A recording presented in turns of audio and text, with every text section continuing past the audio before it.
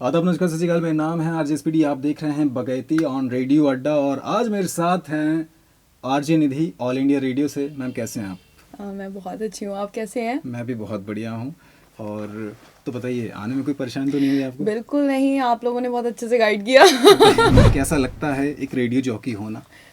Radio jockey होना अपने आप में एक अलग लाइक आप खुद दूसरों को तो हंसाते हो, तो उसके साथ साथ आप कहीं ना कहीं अपने गम को छुपाकर भी हंसते हो। तो मुझे लगता है बहुत ज़्यादा अलग प्रोफेशन, सबसे हटके है और मैं तो बहुत प्यार करती हूँ भाई। क्या बात है, क्या बात है। एक रेडियो जॉकी यही क्वालिटी होती है। वो मतलब खुद सैड होता है ना, लेकिन उसका काम है हाँ, हंसाना। बिल्कुल। और वो हंसाएगा, अच्छा। एंटरटेन करना है लोगों को। मैम अपनी जर्नी के बारे में कुछ बताइए, कैसा रहा आपका सफ़र? मेरी जर्नी 2009 से एक्चुअली मैं कहूँगी स्टार्ट हुई। तो उस टाइम पे मैं 9th क्लास में थी और उस टाइम जो रेडियो मंत्रा करके एक चैनल था, तो उसे मैं इतना ज़्यादा सुनती थी। छुट्टियों के टाइम में सुनती थी, ऑब्वियसली मई जून की छुट्टियां होती थी और मैं उसको सुनती थी। और उसमें कॉन्टेस्ट होते थे। मेरे घर में किसी को नहीं पता था कि मैं ऐसा कर रही हूँ। हाँ, मुझे एक छोटा सा ट्रांजेक्शन, वो क्या बोलते हैं उसको, रेडियो होता था, तो फ़ोन काइंड ऑफ, हाँ हाँ तो वो दिया था मुझे। हाँ। तो उसको मैं सुनती थी, उसमें कॉन्टेस्ट होता था। मैं घर में बिना बताए PCO पे जाके, वो कॉइन वाले आते थे ना, हाँ, तो उसमें डाल के कॉन्टेस्ट में पार्टिसिपेट करती थी और विन करती थी। फिर मैं जाती थी वो लोग बुलाते थे, तो मैं खुद से अपनी फ्रेंड को लेकर, ऐसा आप लोग मत करना, घर पे बता के ही जाना। ठीक है। बट मैं अपना बता रही हूँ कितना पैशनेट थी मैं उसके बारे में। तो मैं जाती थी, ऑटो करके जाती थी और वहाँ पे वो लोग बहुत अच्छे से हमारा वेलकम करते थे। मैंने सारा सेटअप देखती थी, यार ये बहुत कूल जगह है, मतलब वाइब भी अलग आती थी, दिल खुश हो जाता था। मैंने कहा यही बनना है अब, मैंने कुछ भी हो जाए बॉस यही बनूंगी। तो उसके बाद से मुझे लगता है मेरे दिमाग में बैठ चुका था। 12th के बाद डायरेक्ट जर्नलिज्म किया। उसके बाद ऑल इंडिया रेडियो में एक दिन मुझे पता चला कि वैकेंसी है। फिर उसके बाद स्टार्ट हो गया, वहाँ सिलेक्शन हुआ। मतलब काफ़ी लंबा प्रोसेस होता है, रिटन एग्जाम एंड ऑल सब कुछ करके फिर पास करके रेडियो में आ गई। और वो कहते हैं ना शाहरुख खान के स्टाइल में, किसी चीज़ को शिद्दत से चाहो तो सारी कायनात क्या आपको बात उससे मिलाने में लग जाती है। क्या बॉस मेरे साथ कुछ ऐसा ही हुआ और मुझे रेडियो मिल गया फाइनली। क्या बात है। सो ऐसी रही मेरी कुछ जर्नी। गजब की जर्नी है और बहुत कम लोग होते हैं जिनका पूरी कायनात साथ देती है। मेरा तो दिव्या साथ नहीं दे रही है। घर वाले सपोर्टिव थे, आसपास के लोग जितने भी फ्रेंड्स नहीं, उस वगैरह टाइम थे? पे मैं कहूँगी कि मेरे घर में मुझे बोला गया था, एक्चुअली मेडिकल लाइन से सब थे, तो सब चाहते थे मैं डॉक्टर बनूँ। सो मैंने उस टाइम पे मना कर दिया, नहीं मुझे नहीं करना, MBBS नहीं करना, BDS नहीं करना। बट मेरी बहुत लड़ाई भी हुई उस चीज़ को लेकर। बट मैंने एट द एंड अपने पेरेंट्स के अगेंस्ट जाके ये मतलब BSc इलेक्ट्रॉनिक मीडिया मैंने किया। बट उसके बाद जब सबको पता चला, ठीक है, सब अप्रिशिएट करने लगे, रिलेटिव सारे बोलने लगे अच्छा आपकी बेटी ऑल इंडिया रेडियो में रेडियो जॉकी है, तब घर वालों को कहीं ना कहीं लगने लगा कि हाँ बेटी कुछ अच्छा कर रही है। आज भी बहुत सारे ऐसे लोगों की होती है कि हाँ ये जर्नलिज्म क्या है, कुछ नहीं है। बट इसमें आपको मुझे लगता है कि आप अगर जर्नलिज्म कर रहे हो तो आप ऑल राउंडर हो और आपको होना भी चाहिए, क्योंकि उसमें आपको पता नहीं है कब आपको कौन सी कंडीशन फेस करनी है। आपको मेडिकल लाइन में जाके डॉक्टर का इंटरव्यू लेना है, या फिर आप बात कर लो किसी एंटरटेनमेंट आपको एक्टर का लेना है, तो आपको सारी नॉलेज होनी चाहिए। ऑल इंडिया रेडियो में आपका जाना कैसे हुआ? क्या कैसे कब और सिलेक्शन हुआ आपका? मैंने बताया जैसे कि आफ्टर 12th मैं पहले न्यूज़ चैनल में वर्किंग थी, बट मेरा मन नहीं लग रहा था। मुझे लग रहा था कहीं ना कहीं मुझे रेडियो में मौका मिल जाए, मुझे ये नहीं करना है। सो वही कहते हैं ना, डेस्टिनी, आपके पीछे, आप उसके पीछे भागो या आप वो आपके पीछे भागे। लेकिन कहते हैं ना, आप किसी चीज़ के पीछे भागोगे तो झक मार के कामयाबी आपके पीछे भागेगी बॉस। सो मेरे साथ ऐसे ही हुआ। मुझे पता चला कि वहाँ निकली है, फटाफट मैंने फॉर्म फिल करा और उसके उनका कॉल आया, मैं गई और फिर उसके बाद उन्होंने बताया इस डेट को आपका रिटन एग्ज़ाम है। सो वहाँ पे मैंने रिटन एग्ज़ाम दिया, जिसमें सारी चीज़ें उसमें भी आती हैं, हिंदी, इंग्लिश एंड GK, जो कि इतना वास्ट सिलेबस है, आप कहाँ से पूछ लो कुछ नहीं पता होता, वो भी आपको क्लियर करना पड़ता है। तो वो सारे स्टेप मैंने रिटन एग्ज़ाम दिया, वो क्लियर हो गया by the grace of God. और उसके बाद फिर मेरा वॉइस ओवर टेस्टिंग हुई नेक्स्ट डे। उनका कॉल आया, फिर उसके बाद लेटर आता है वहाँ पे। वो मेल नहीं करते हैं और उनका प्रॉपर एक गवर्नमेंट वाला प्रोसीजर रहता है, वो आपको मेल करेंगे आपके एड्रेस पे। वो आया, फिर मैं वॉइस टेस्टिंग के लिए गई।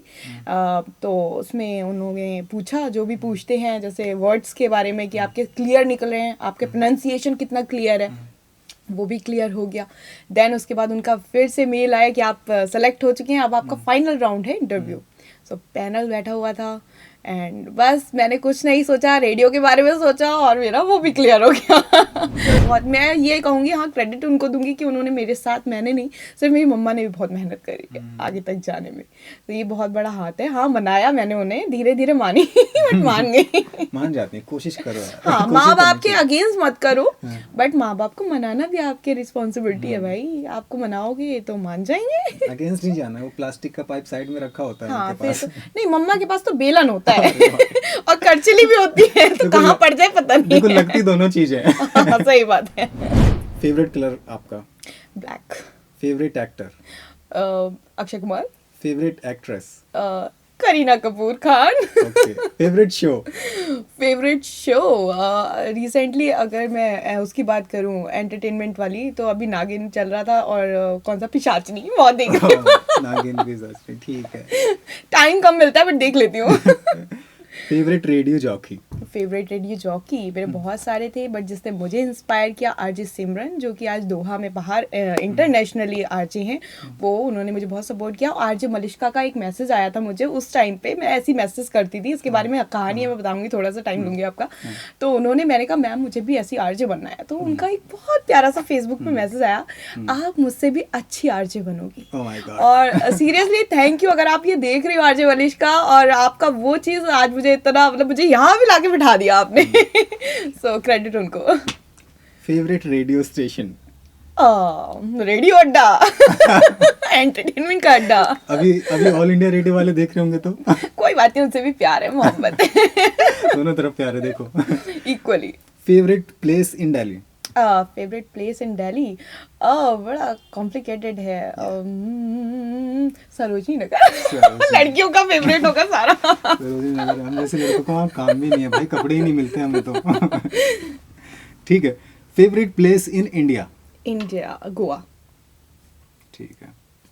गोवा का प्लान तो बहुत लोग बनाते हैं, लेकिन लास्ट में एक फ्रेंड कहता है भाई मैं नहीं जा रहा हूँ। बस उसको ढूंढना है मेरे को अभी। Favourite food? फूड कढ़ी चावल। कढ़ी चावल। Favourite singer? Diljit Dosanjh. Diljit Dosanjh. Okay. T या कॉफी? कॉफी। साड़ी या जीन्स? साड़ी। बादशाह या हनी सिंह? बादशाह। शाहरुख या सलमान?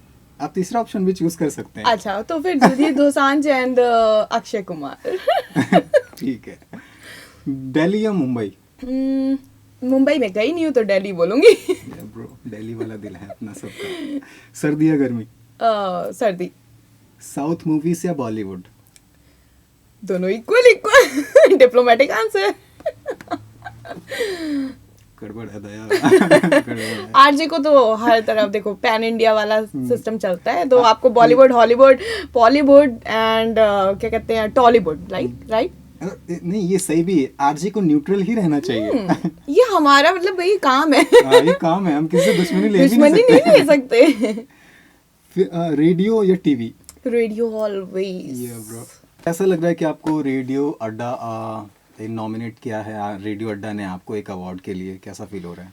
बहुत अच्छा लग रहा है। First of all thanks to RJ Dilip and radio Adda team, you guys, and you are doing such a great job.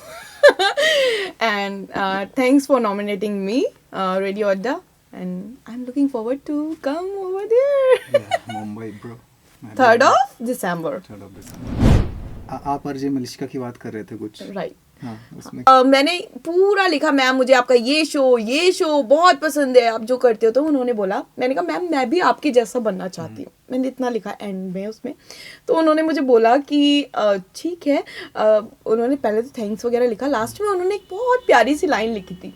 उन्होंने लिखा था उसमें कि आप जो बनना चाहते हो रेडियो जॉकी, आप मुझसे भी अच्छी रेडियो जॉकी बनोगी। तो वो चीज़ मुझे बहुत ज़्यादा कनेक्ट करी। आप जब फर्स्ट रेडियो शो कर रहे थे तो कैसा फील हो रहा था? डर लग रहा था? बहुत ज़्यादा, और मुझे डांट भी पड़ी थी। मुझे अभी भी याद है, सर ने मुझे बहुत डांटा था। लिटरली मेरे कंसोल पे हाथ ऐसे ऐसे काँप रहे थे। सो हमारा 6:30 पे जाना था ऑन एयर लखनऊ से, न्यूज़ थी, और वो मुझसे गलती से वो सेकंड का गेम होता है, आपको तो पता होगा रेडियो में, अगर आपने सेकंड में अगर आपने उस चीज़ को नहीं ऑन एयर किया और आप ऑन एयर या आप नहीं गए तो वो चीज़ मिस हो जाती है और वो बहुत ज़्यादा अफेक्ट करता है, क्योंकि आपके लिसनर्स उस टाइम पे वेट कर रहे हैं। अच्छे रेडियो जॉकी के लिए यही है कि भाई हाँ, प्यार दो, अपना दुख दर्द भूल जाना पड़ता है और बताना पड़ता है। एक छोटा सा किस्सा है, अगर आप बोलोगे वो सुनाऊं तो जब मैं ट्रांसमिशन दे रही थी तो मेरे फादर एक्सपायर 3 इयर्स हो चुके हैं, तो मेरे फादर एक्सपायर हो चुके थे। मॉर्निंग का टाइम था, 10:30 हो रहा था और उस टाइम पे मुझे मेरे घर से कॉल आता है, और क्योंकि मैं इसलिए कॉल लेके, वैसे अलाउ नहीं होता हमारे ट्रांसमिशन रूम में फ़ोन का, बट मेरे को लेके जाना पड़ा उसको, क्योंकि मुझे मैसेज आ रहे थे तो मैं उस पर अपडेट ले रही थी, लेकिन कॉल आ गई सडन। तो उस टाइम म्यूज़िक जा रहा था तो मुझे कॉल पिक करने में कोई प्रॉब्लम नहीं था, तो मैं पूछ के ही गई थी। तो मैंने कॉल पिक किया, उन्होंने मुझे बताया कि बहुत ज़्यादा क्रिटिकल कंडीशन हो चुकी है। तो मैं कहीं ना कहीं समझ गई थी कि वो नहीं है, लेकिन उसके बाद मुझे 2 घंटे का शो और करना था, और वो जो मैंने गला अपना कंट्रोल करके किस तरीके से, बस लिटरली उस दिन मुझे रियलाइज़ हो रहा था ये जॉब बहुत हार्ड है, बट सिर्फ और सिर्फ लिसनर्स के लिए, अपने काम के लिए प्यार, उसने मुझे वो 2 घंटे निकाल दिए, और पता नहीं कैसे निकाल दिए, लेकिन वो कहते हैं ना, शो मस्ट गो ऑन। सो वो मेरे साथ उस दिन कुछ ऐसा हुआ। सो हम लोगों को अपने इमोशंस को बहुत कंट्रोल करना पड़ता है, कुछ भी हो, सैड मतलब कुछ भी हो रखा हो, घर में कितना भी पंगा हो रखा हो, या किसी से, आपकी गर्लफ्रेंड से ब्रेकअप हो गया हो, आपको बिल्कुल कूल डाउन एकदम ऐसे दिखाना है कि बस शादी से आ रहे हो यार। नाचते गाते एंट्री लेनी, नाचते गाते निकल जाना बस। मैम, क्या टिप्स देना चाहोगे आप जो नए स्टूडेंट मास कॉम करके आ रहे हैं, जो रेडियो में आना, रेडियो फील्ड में अपना फ्यूचर देखते हैं? मैं उनको यही बोलना चाहूँगी, पहले फर्स्ट सबसे स्टेप जो होता है, आपको मेंटली बहुत प्रिपेयर रहना है कि भाई स्ट्रॉन्ग रहना है, कुछ भी हो सकता है आपको, मतलब इतना कंट्रोल होना चाहिए। आपका शो चल रहा है, आपको कोई 10 सुना के गया है ना, आपको रोना नहीं है, आपको शो करना है, ठीक है बॉस गया, लेट इट भी करो एंड शो करो। तो ये तो बहुत ज़रूरी है। देन उसके बाद कुछ कीज आते हैं जो आपको बहुत, जैसे वो एक रेडियो जॉकी को वॉइस बहुत क्लियर होना चाहिए, उसकी प्रोनाउंसिएशन बिल्कुल उर्दू में कमांड होनी चाहिए, बहुत सारी चीज़ें, नुक्ता हो गया, एपिग्लॉटिस से कौन कौन से वर्ड्स बोलने हैं आपने, बहुत सारी चीज़ें होती हैं। ये बहुत बड़ा सिलेबस है, ऐसा कुछ नहीं। आपको नॉलेज होनी चाहिए, आपको लॉ के बारे में नॉलेज होनी चाहिए, डॉक्टर मेडिकल फील्ड के बारे में नॉलेज होनी चाहिए। तो सब चीज़ों की आपके पास, मतलब आप एक हब हो एक तरीके से। Thank you so much ma'am, हमारे साथ बने रहने के लिए। बहुत अच्छा लगा आपसे बात करके। Thanks to all of you, आपने मुझे बुलाया, नॉमिनेट किया, इंटरव्यू लिया, एंड बहुत अच्छा लगा आपसे बात करके और आप लोगों को बता के कि रेडियो जॉकी के लिए बहुत प्रिपेयर रहना पड़ता है।